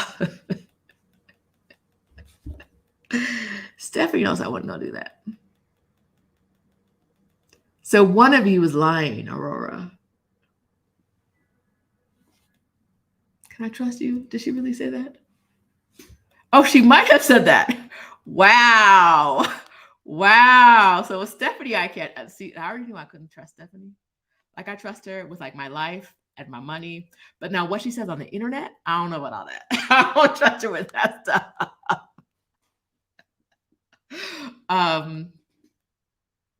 Okay, is there anyone that tickets bought since the announcement? I got to go back to my calendar and see my thing and see who we haven't announced that I can actually tell you about. Because I don't think there is anybody. Is there? Okay, here's the thing. I can't think about what we were doing. 2023 Exodus Summit. There we go. I can't speak and think at the same time. So if there's anyone we haven't announced. Oh, here's something you guys don't know.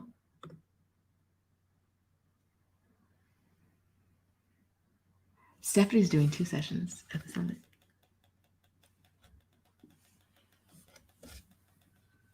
Stephanie's doing 2 sessions. Oh, Stephanie, they have no problem busting you out. No problem busting you out. None. They all in the comments saying what you said.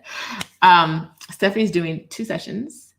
Rashida Dow is doing 2 sessions, and one of those is going to be a joint session. You're going to get one of Stephanie, one of Rashida, and then one of Stephanie and Rashida together. Very excited about that. Okay, so let me tell you, I didn't know I was doing an announcement today, but apparently I'm doing an announcement today. So let me tell you. All right, so you guys know the speakers that are coming so far. Let me start off with the top.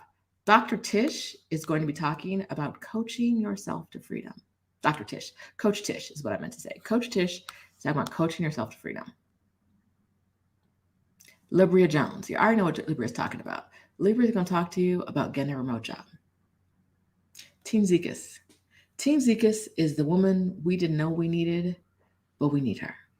Teen is talking about getting more money at the job you're leaving now. If you don't hate that job and there's no reason to leave, get you some more money for being there. Teen is a lady talking about that. Stephanie, she'll be talking about house sitting. Rashida is talking about taking career breaks. Krishan Wright is talking about making her very intentional move to Portugal.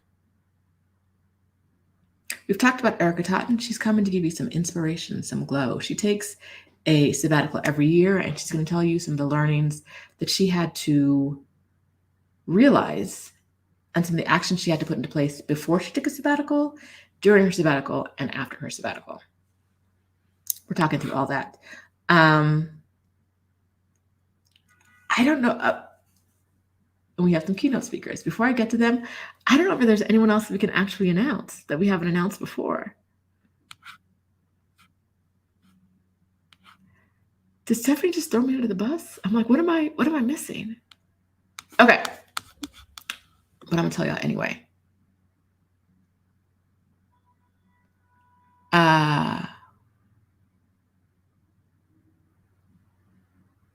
Octavia Rahim is going to put y'all to bed.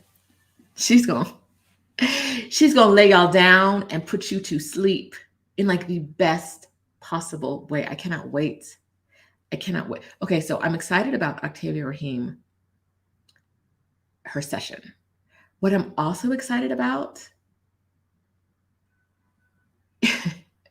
is the replay. I know I'm going to be playing that, and hearing her soothing voice put me to sleep.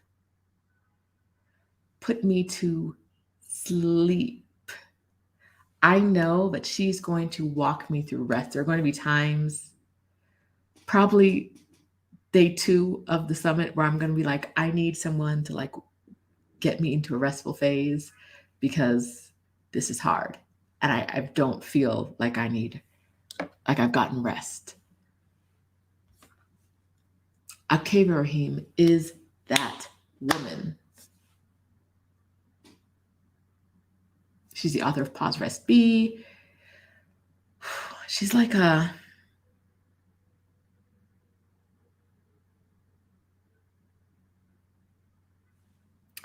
you know how like on the Calm app or some of the other apps, they have those like sounds that are supposed to be like restful, like a babbling brook.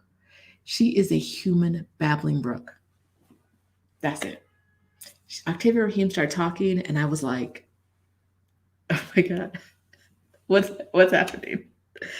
A human babbling brook.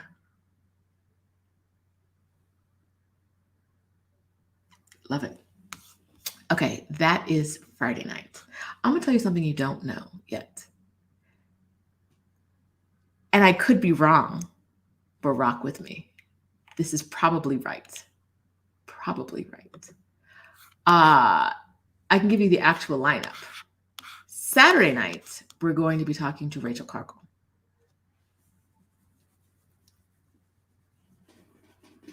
Rachel,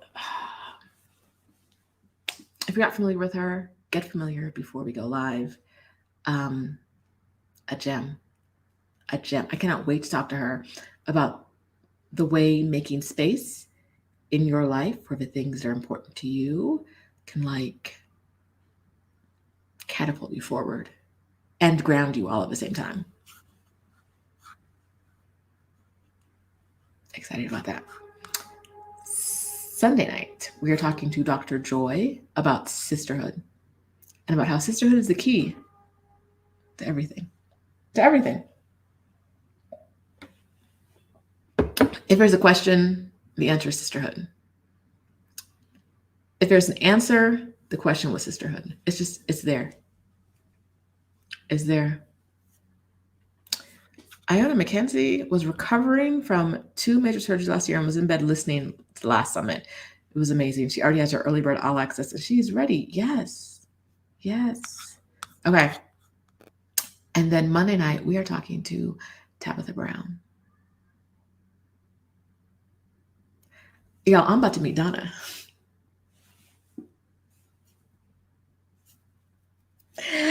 Who's excited? I'm excited. Are y'all excited for us? We're very, very excited. We're very, very, very excited about the situation.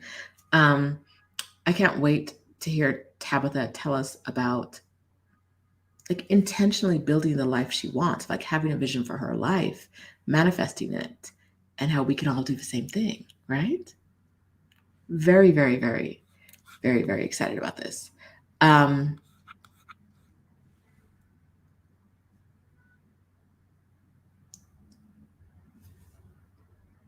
very happy. Okay, but if you want to see Rachel, Dr. Joy, Tabitha, you have to have an all access ticket. I done seen some people buy weekend passes. And a weekend pass is going to get you a lot. It's not going to get you into the keynotes. If you want to see those keynotes, you need to get the all access pass. You can still upgrade. If you bought the weekend pass, there's an email in your inbox telling you how to upgrade. search for Exodus Summit and upgrade, and the email will pop up. You've got this. You've got this. It's going to be an amazing time. An amazing time. An amazing time. It is going to be, woo, Exodus Summit. And for those of you who are going to South Africa with us, I can't wait. We still have tickets available in South Africa. We'd love to see you guys there. The link to get tickets is within the Facebook group. We don't share that publicly so that only members of the Facebook group can come with us, or only members who want to join the Facebook group. We had some people who, we talked about it last year on YouTube, and we had at least one person come who was not part of the group. And she's here right now. Hey, friend. And she was an absolute perfect person to join us from YouTube. But then we realized not everybody's going to be perfect like her. So we only talk about the link to get tickets to join us in Cape Town is only available in the Facebook group. So go there if you want the link. I won't share it here.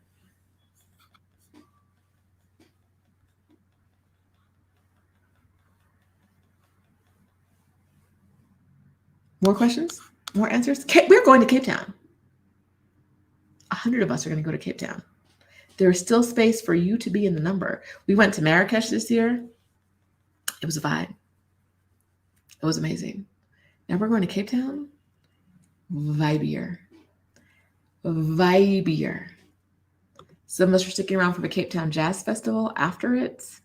Some of us are going to be in Johannesburg before. Some people are going to be in Zanzibar before. People are going to be all over the place. I love it.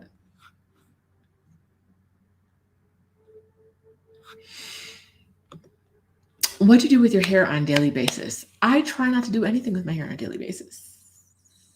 I'm not a hair girl. I got a really great cut earlier this year in April in London.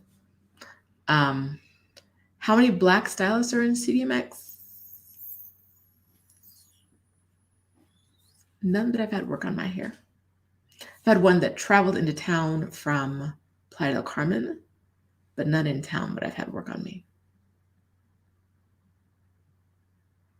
I'll leave that there.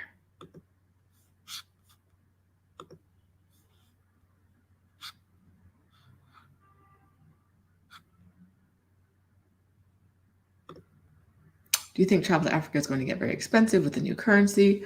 Okay. Travel to Africa is already expensive.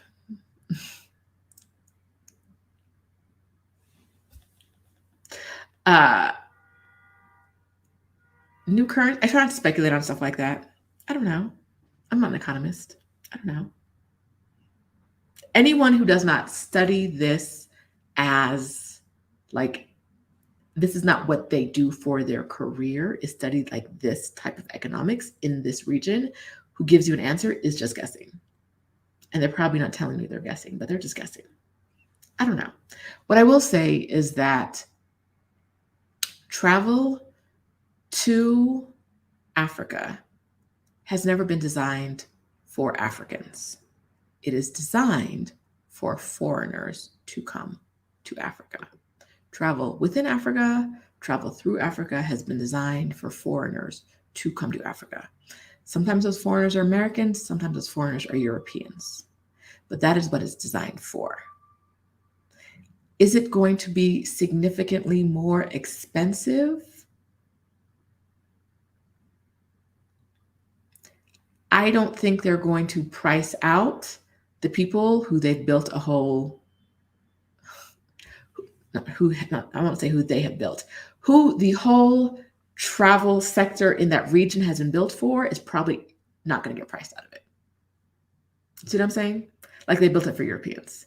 They're probably not going to make it so expensive that Europeans can't go vacation in their vacation land, right? Because that's who travel there has been designed for.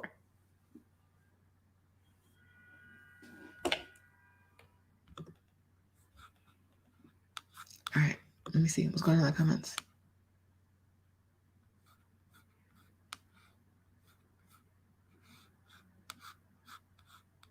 Oh.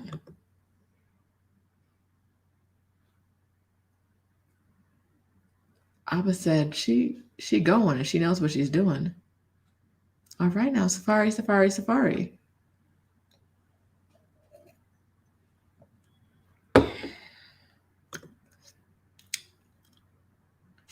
Our girl is leaving her baby girl at home. Yes. Okay, the Exodus Summit meetups, you guys already know this. Bring your sister, bring your friend. Don't bring your kids. Don't bring your partner if that partner is a man. They're gonna be at the door trying to peek in, and we're gonna close the door on them. No.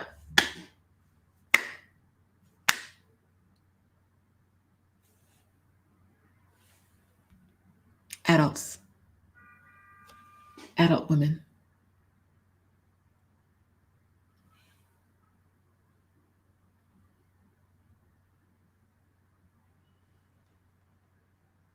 And no, I'm not going to parse out who has what genitals and who, I'm not getting the sticky stuff. Adult woman is what I'm going to say. If you're like, I want to go, but I don't know, let us know. Email us. Shout me out. Say something. But like, your husband can't come. Right? Like if you identify this person as your husband, that's a no for us. That's a no. All right. Okay.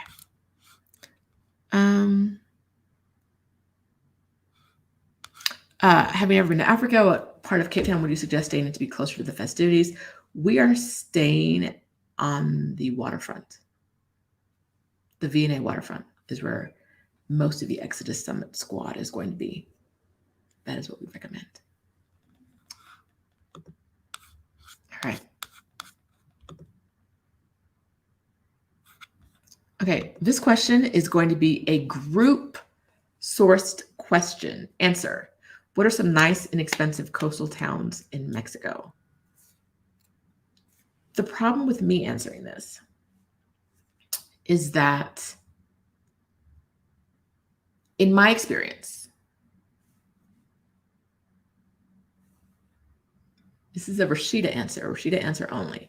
In my experience, the coastal towns that are nice are not inexpensive, right? So it depends on what you're looking for as nice. The towns that most people know about are generally not inexpensive. You're going to be able to easily find coastal towns that are inexpensive, but you may be the only foreigner there, or there only may be a couple. I mean, it's in coastal towns, there'll probably be a couple, surfers or people who are, hiding out from the law or child support or something. They're down there. But you're going to find inexpensive coastal towns may not have all of the infrastructure / amenities you want. Like the last coastal town I went to where I was like, oh, this isn't for me, was Puerto Escondido. And a lot of people love Puerto Escondido. I did not love it.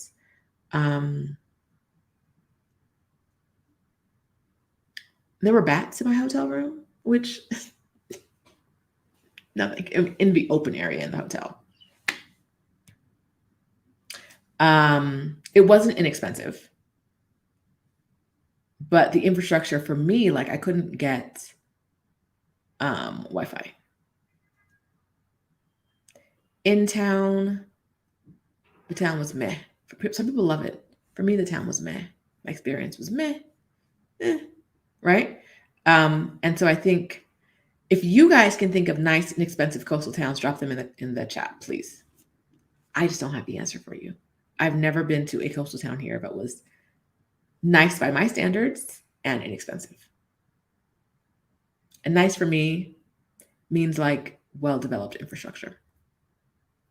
Not like too much, right? Like I don't need like a city, but like I need my cell phone to work. I need to be able to get Wi-Fi that works because sometimes I have to work. Sometimes I have to do things like this. But yeah, and then like when I was in Puerto Escondido, You couldn't go into a bunch of it was the week after Easter. And you couldn't go, so it was April? Is that April? Is that March? I don't know. This is our little secret. I don't know when that was. I think it was April. You couldn't go into the water unless the place you were going in was like I don't know if those are called coves. Like if it had a small opening, like if if it was just like a flat beach, it was just a bunch of red flags. Like no, don't go in that water. You're about to die. Lots of like, don't get in that water, babies. Don't. But if it was a place where there was like a very narrow opening where like the water, the ocean wasn't hitting you as aggressively because I had to get through this hole to come in and you'd be like down here hanging out, playing around. You could go on water in places like that. What are those called? Coves? I don't know what those are. But the water had to go through like you couldn't get in the ocean unless it was at a place that had like a natural barrier for most of the waves. Apparently the ocean was gonna kill you.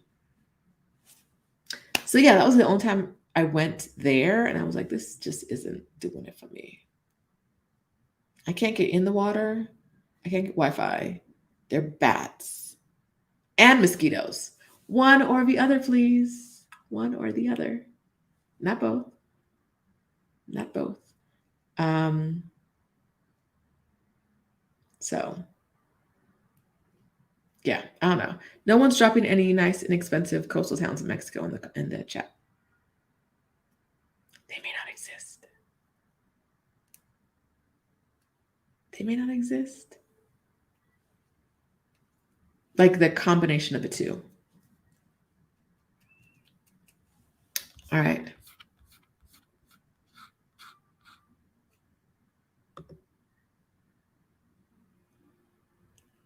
I didn't love Ziwa. I didn't love Ziwa. It was all right. Didn't love it.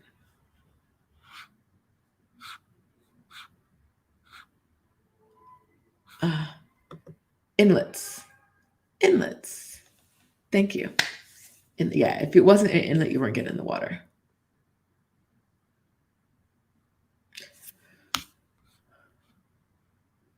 Puerto Morelos is another recommendation. I haven't been there. Anybody else got recommendations? Let's help High Vibe out. Drop your recommendations. Adelia says, how's the search for second home going? I'll be in South Africa, I think, for a couple months at the end of the year. So I'll see what that is, how I feel about it this time. I don't know. Searching for Airbnbs in South Africa, in Johannesburg, has been interesting because these reviews will tell you a lot. I've been searching in different neighborhoods and I saw a gorgeous place. And then I realized it was out in the middle of nowhere. And I don't necessarily want to be out in the middle of nowhere. I want to be a place where I can like walk to place. Like that was not a walkable place. That was like, you need a car.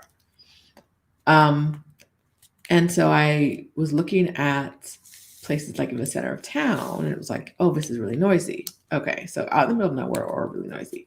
Okay. And then looking specifically at like the different Airbnbs. Like I know that if they don't have a generator, they may not have power for hours a day. Okay, right? Like my brain can handle that. I want a generator, but if I don't have power for hours a day, it would be irritating. Is it the end of the world? No, but irritating. Irritating. But then I saw a review. There's one building. They didn't have a generator. They were part of the brownout zone where people didn't have power for hours a day. But the locks of the apartment and the building were electric, were based on some kind, they needed electricity to work. So the woman said she was locked in for hours. I think she was locked in and locked out once for hours because the locks didn't work when there was no power. In a place where power goes out, where the government cuts power off multiple times a day in different neighborhoods. They have a schedule. Why would you have locks that don't work when there's no power, especially if you don't have a generator? Why is that? How did that? Now, I am no electrical scientist. I don't know. But that doesn't make sense to me. It didn't clickety clack all the way through on somebody. Imagine renting an Airbnb. You've been in South Africa for 3 weeks. It's time for you to go to the airport. And you can't leave because you're locked in? You're locked in?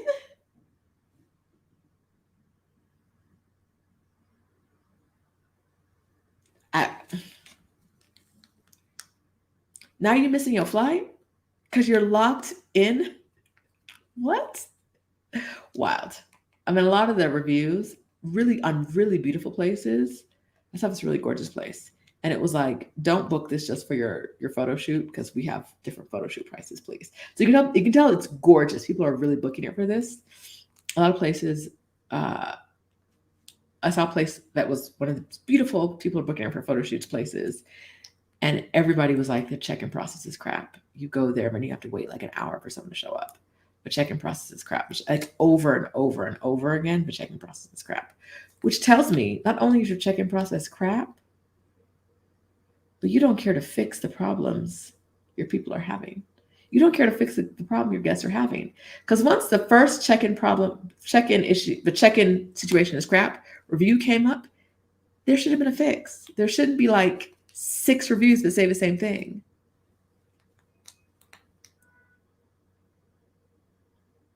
I got there and I had to wait and wait and wait.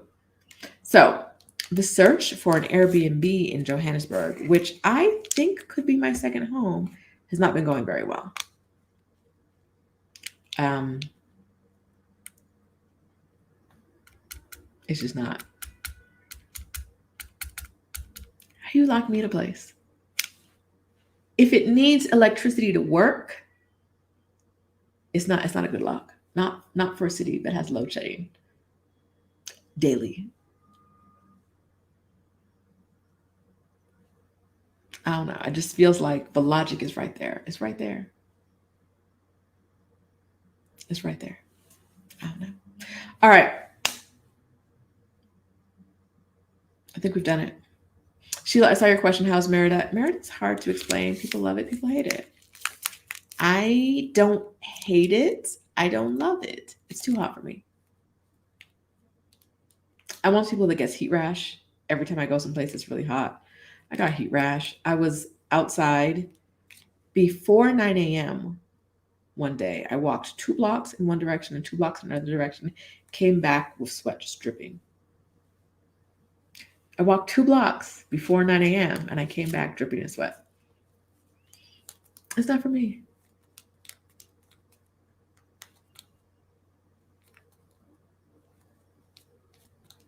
Okay. La Paz is gorgeous. Again, not expensive, but I dived some opinions to take this into consideration. I'm going to La Paz for Thanksgiving. So I've passed through La Paz, had dinner in La Paz. It was the base of where we went. I went last year. It was like camping, hiking thing. But I've never spent more time in La Paz. So it was very touristy, but I'm going as a tourist. So, okay. I'm not a tourist that's like, oh my God, I can't believe tourists are here because I'm here, right? Like, okay. So I'm hungry. You know what that means. Time to end this video. I will talk to you guys next time. Make sure you have a ticket to Exodus Summit. Make sure you upgrade to All Access Pass. We're not playing. Like, we really mean it. You don't want to be in there. Imagine going to an event where Tabitha Brown is talking and not being able to see her talk. You're going to be salty. You're going to be salty. My mom is here to remind you that Merida is not on the water. So even though it's insufferably hot, There's really no benefit to it. None. Not at all. Bye, friends.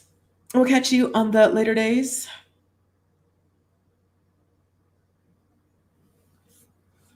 I must eat. Oh, see what happens when I get hungry. I get tired. I gotta eat. Bye bye.